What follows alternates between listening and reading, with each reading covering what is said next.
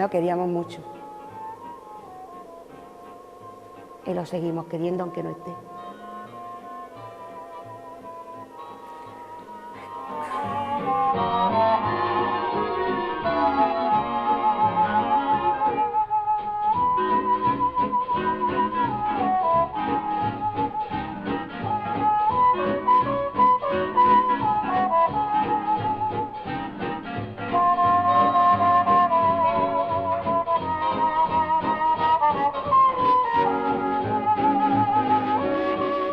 Y era una persona ideal, muy tolerante, muy discreta, te dejaba ser.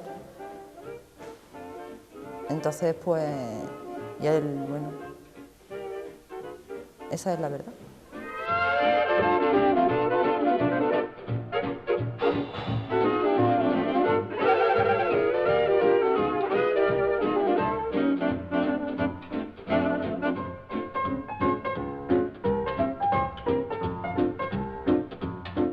A mí me costó mucho tiempo, no me ubicaba en este mundo.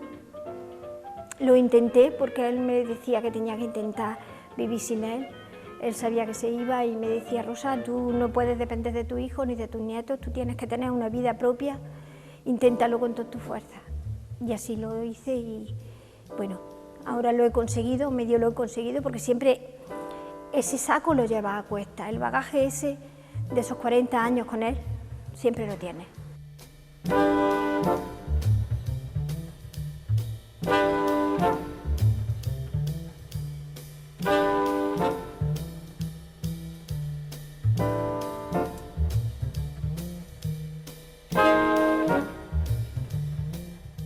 Él odiaba los retratos, él no, decía que no se sentía capaz de hacer retratos y yo le encargué como algo muy especial un retrato de mi mujer, ¿no? Y entonces Paco dijo que no podía, que bueno, al final lo convencí, se metió en el asunto del retrato y le di documentación, le di fotografía, le di imágenes, pero él necesitaba el modelo en vivo, ¿no? Y entonces nosotros, por aquel entonces mi mujer tenía una papelería y él se presentaba cada mañana, se apoyaba en el mostrador y decía, buenos días, Teresa. Claro, aquello llegó ya a un punto que Teresa ya empezó a mosquearse, porque y ya me llamaba, decía, oye, que Paco Quero está viniendo permanentemente, se me queda mirando fijamente y a mí ya esto me da hasta pudor, ¿qué pasa aquí? Y yo ya pues le dije, pues mira, no le des mayor importancia porque es un hombre muy extraño, es un artista, pues él seguramente va a ver si estoy yo y como no estoy yo, pues espera un ratito y se va. Y el tema es que Paco Quero tenía un problema a la hora de enfocar ese retrato. El retrato es desde la mitad del torso para arriba y necesitaba las manos de Teresa no conseguía captarlas. Y se iba cada mañana a mirar las manos de Teresa, pero sin decir nada y hizo un retrato, ya lo habéis visto, absolutamente espléndido, con un trabajo de fondo, la envuelve en una enredadera, es un trabajo bellísimo. Y yo creo que es el primer retrato que hizo, ¿eh? Y a raíz de ese momento es cuando él empieza a trabajar un poco el tema del rostro humano, que era algo que le producía verdadero pavor.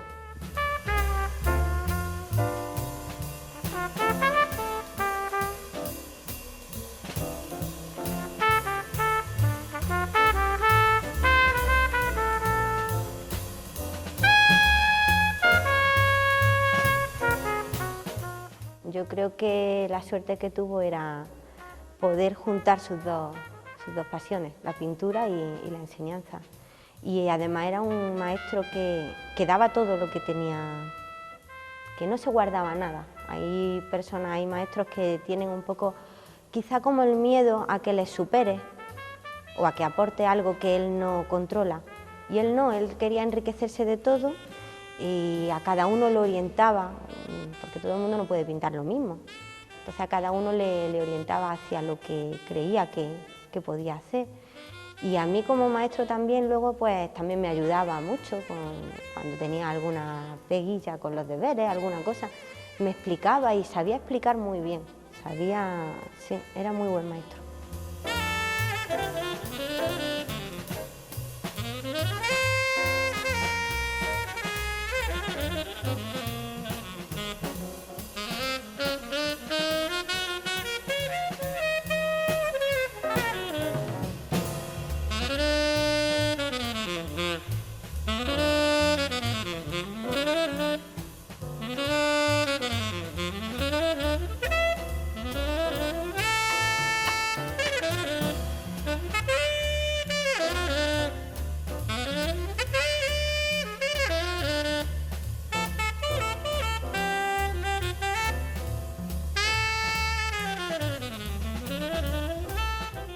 Se enfadaba muy poco, cuando se enfadaba mucho, pero muy pocas veces, muy pocas veces.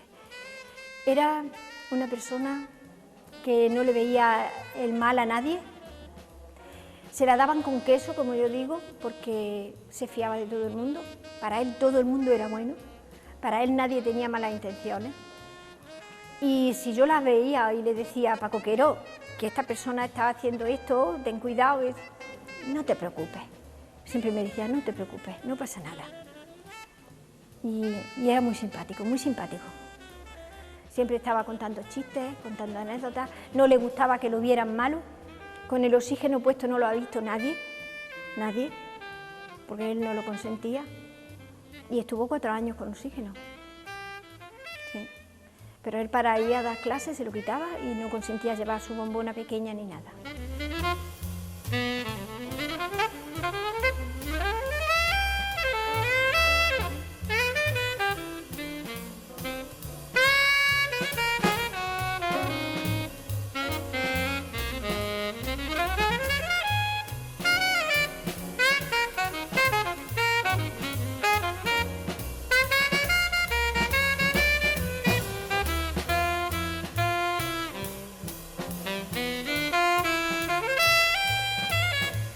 Él, cuando ya sus últimos años fueron muy malos, fueron horribles.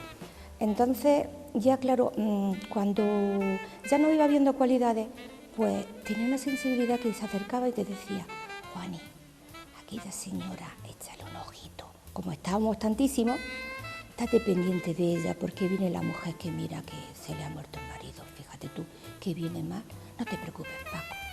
Que venía otro que lo veían así un perrillo y decía, Juani, Anita, aquí os lo pongo, lo ponéis al lado. Juani, por favor, mira. Y yo la verdad es que me desvivió porque me encantaba, ¿eh?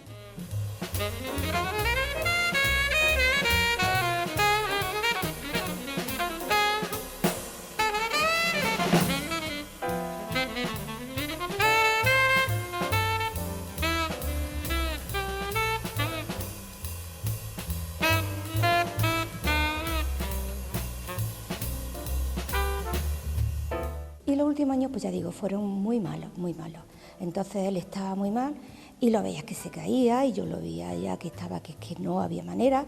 Y yo decía, Paco, siéntate y vente aquí. Nena, que me agobias, pues no parece que eres mi mujer. Pues si me deja a mi mujer en mi casa y ahora me he encontrado a otra, digo, mira, tengo permiso de tu mujer, así es que fíjate lo que te ha caído. Dos, si no querías una, ahora tienes 2 mujeres.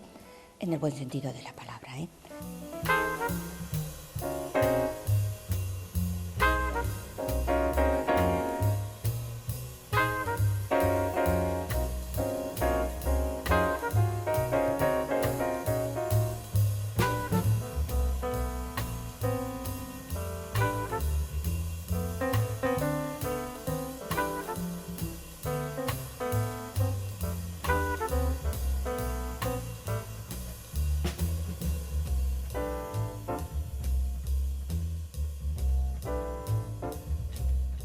Francisco Quero ha creado una escuela, pero vamos, eso es evidente, no solo siguiendo el estilo, ¿no?, la forma de expresar, las formas de Paco Quero, sino yo me considero su alumna y no tengo nada, bueno, sí, tengo algunas cosas que tienen que ver con su escuela, sí, sus fondos negros.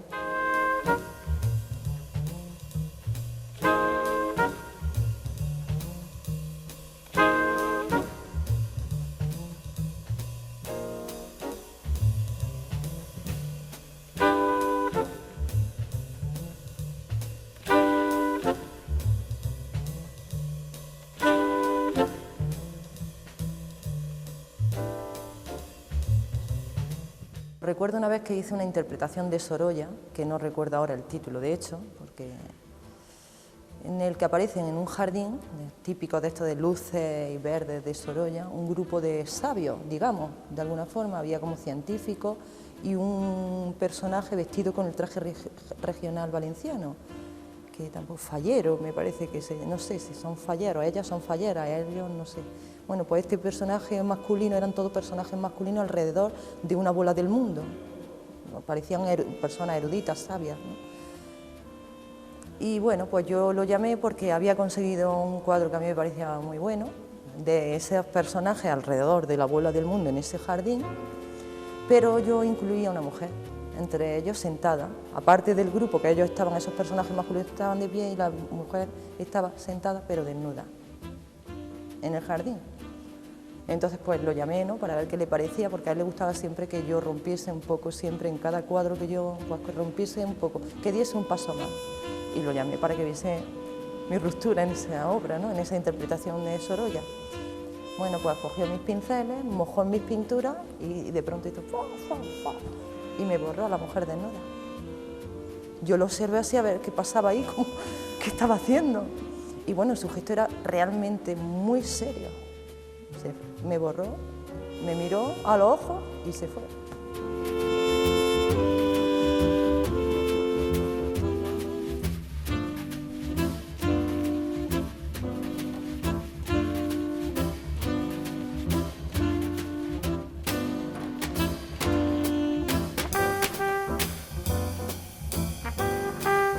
Iba a exposiciones y por el camino empezaba a echar fotos y cuando se las enseño empezaba, ¡ah, guarra!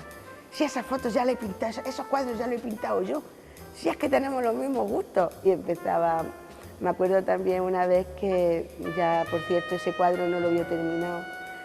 Cada vez que me iba a clase, yo le decía a mi marido, me voy a pintar. Y siempre me decía, ¿pero qué te vas a pintar, la mona?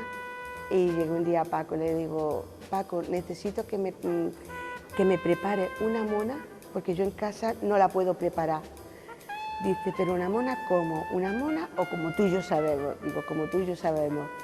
Y me preparó una mona tumbada en el diván de la mona, de la maja desnuda, y para pintarlo, y aquello fue una panza de risa cuando nos quedamos los dos mirando esa fotografía. Recuerdo que también el primer curso que yo tuve me regaló la caja de bombones como mejor alumna de progreso. Fuimos con él a la calle, creo que fue a calle Cerón, a hacer murales y aquello era también maravilloso. Me acuerdo que muchas veces le decía, voy a pintar esto, no eres capaz. Si eres capaz, digo, que no, ahora verás. Y empezaba a decir, si pintas las pipas, vamos, eso no me lo creo yo. Y pinté un cuadro de pipa y para eso ese cuadro fue, ese fue para él, como decía, el cuadro.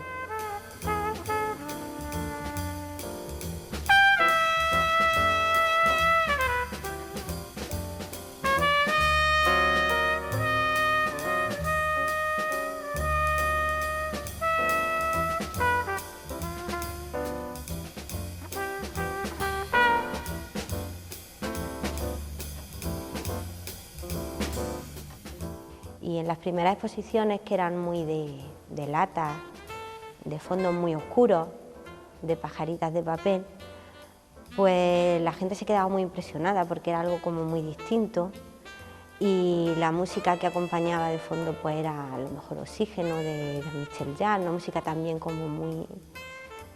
Y recuerdo eso, recuerdo estar allí sentada, pues no sé, leyendo, haciendo deberes y rodeada de la exposición.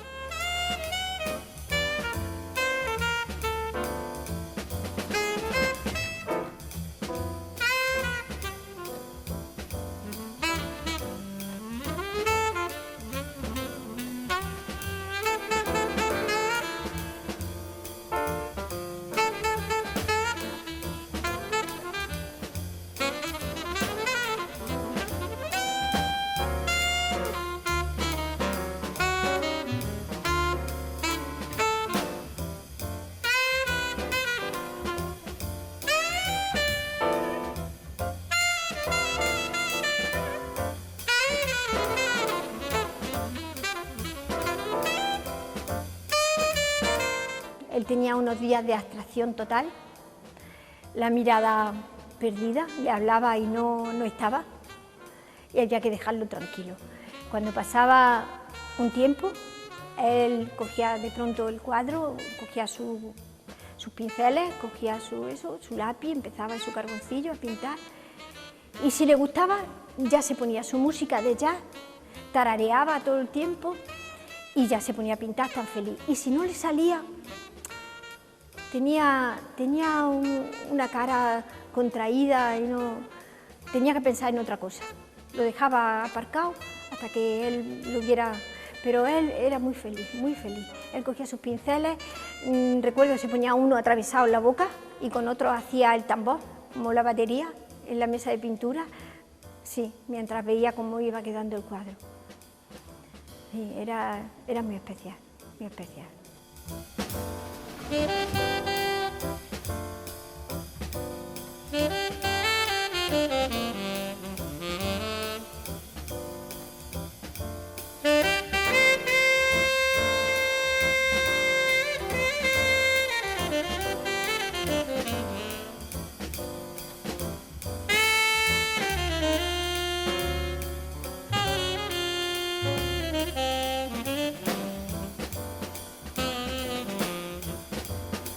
Me gustaba mucho Jaén. Lo que pasa es que quizá al principio de su obra eso, pues tiraba más cosas, veía lo que es naturaleza muerta, lo que es las latas, los ladrillos, pero luego ya sí tiene una serie de cuadros del parque y sí fue retratando rincones de Jaén. Tiene algún cuadro que está inacabado del Paseo de la Estación, antiguamente, cuando estaba Galería todavía. Tiene algo también, creo recordar, algo con la carrera, siempre cogía algo. Para él sí era importante. Si te fijas en el autorretrato, sí aparece en Olivos, aparece la catedral al fondo. Y eso es porque para él era muy importante la ciudad.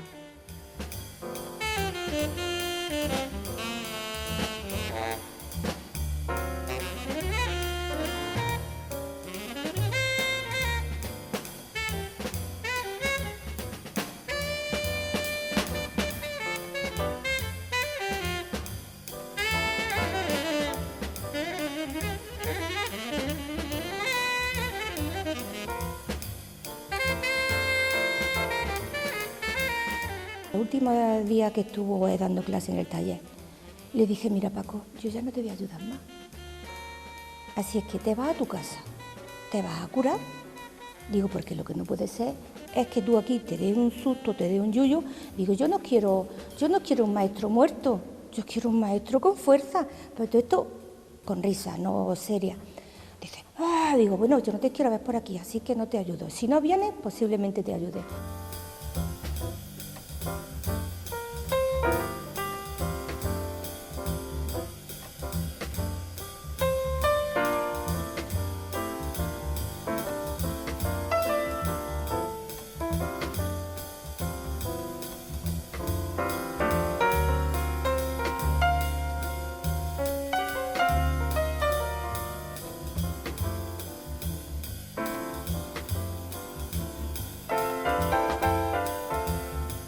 Desde los 25 años que él ha estado en la Universidad Popular han salido muchos pintores y buenos además, y muchas personas que han hecho Bellas Artes, que él los ha preparado para el ingreso.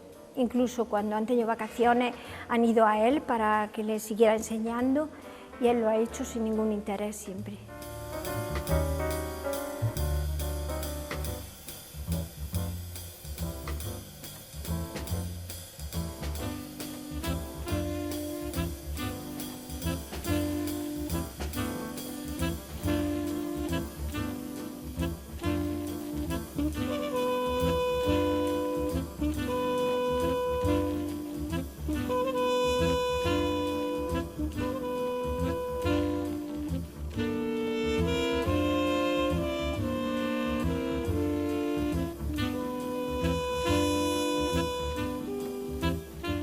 Como marido era algo excepcional, algo excepcional. Como marido era muy tierno y muy cariñoso y siempre pendiente de mí. Él, aunque estaba malo, él me llevaba todas las mañanas mi café a la cama con mis pastillitas y pendiente de mí siempre, siempre. Y como padre y abuelo, eso ha sido lo más de lo más. Demasiado bueno, demasiado permisivo. Era yo la mala, en casa era yo la mala, porque él no era capaz de decirle a sus hijos que no a nada. Sí, muy tierno con ellos.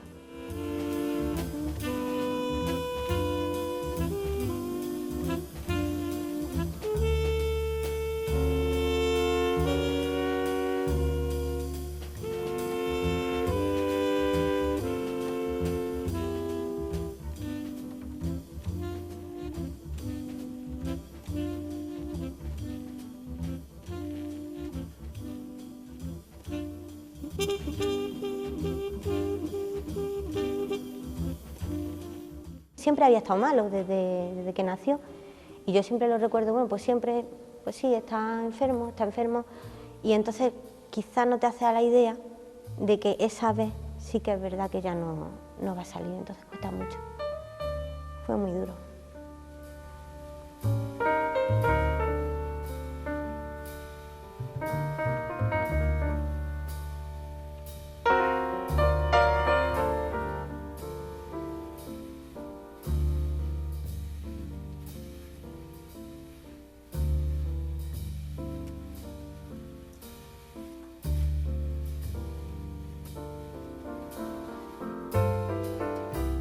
Fue, ha sido y será.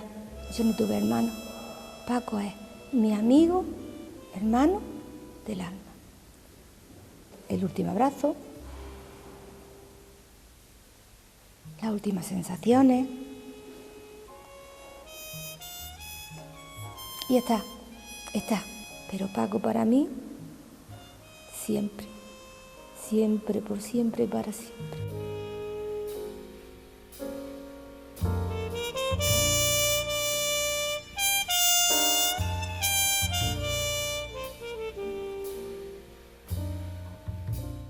Una persona que después de tantos años ausente sigue estando tan presente, se puede decir que, joder, qué bien vivió, qué bien lo hizo y que qué orgullo, ¿no?